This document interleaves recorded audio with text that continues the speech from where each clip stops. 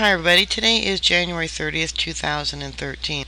If you knew that certain type of ammo and guns would no longer be allowed to be sold, would you continue producing that, manufacturing that? Something to think about. Law enforcement's competing with civilians for ammunition.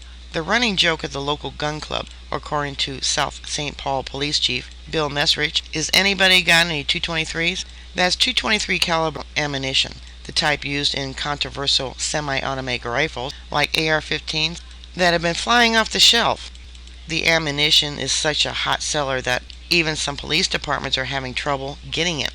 I have very, very few practice rounds of 223s left, Messerich said. I couldn't do a shoot right now if I wanted to. Firearm and ammunition sales continue at a torrid pace amid talk of possible gun control crackdown in the aftermath of the mass shooting at Sandy Hook Elementary in Newton, Connecticut on December 14th.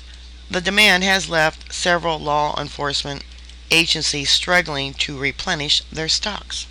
Duty ammunition, which isn't fired often, is plentiful, but police departments also go through thousands of practice rounds a year for training and qualification. When Messerich Department tried to buy 223 practice rounds late last year, vendors were out of it. Now, how could they be out? Have they stopped making it? Are they just waiting until they find out what this ban is going to cover? The AR-15 and similar rifles have been in especially high demand because the weapons used in shootings at both Sandy Hook and at the movie theater in Aurora, Colorado on July 20th have been targeted for a possible ban. Now, South St. Paul Police may have to purchase more expensive duty rounds to meet practice needs.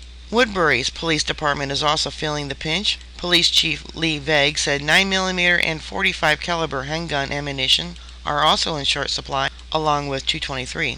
The department has seen spikes in demand before, but this one's probably unprecedented in my time, said Vague, who's been with the department for 23 years. We find ourselves as law enforcement agency competing against everyone else in getting ammunition, he said.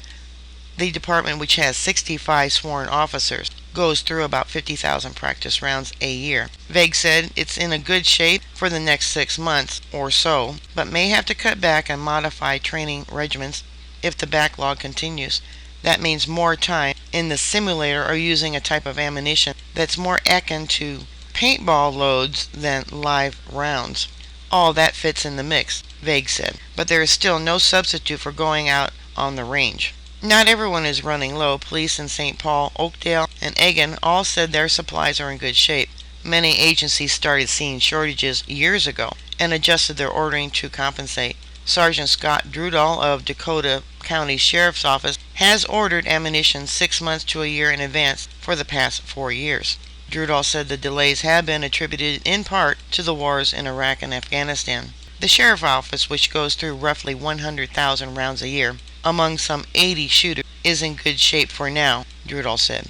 Desiree Chauffeur, a spokeswoman for the Egan Police Department, said it sometimes takes more than a year for the department orders to be filled. We typically make sure that we have approximately 2 years of practice ammunition in stock, she said. The current crunch hasn't been a problem because the department is used to the long timetable. So is Lieutenant Brian Sturgeon of the West St. Paul Police. He attributed the issue to manufacturers' scheduling, saying ammunition makers crank up production only a few times a year for non-military customers. Sturgeon sometimes barters with other agencies to get the supplies he needs because he's hesitant to buy cheaper alternative from foreign suppliers.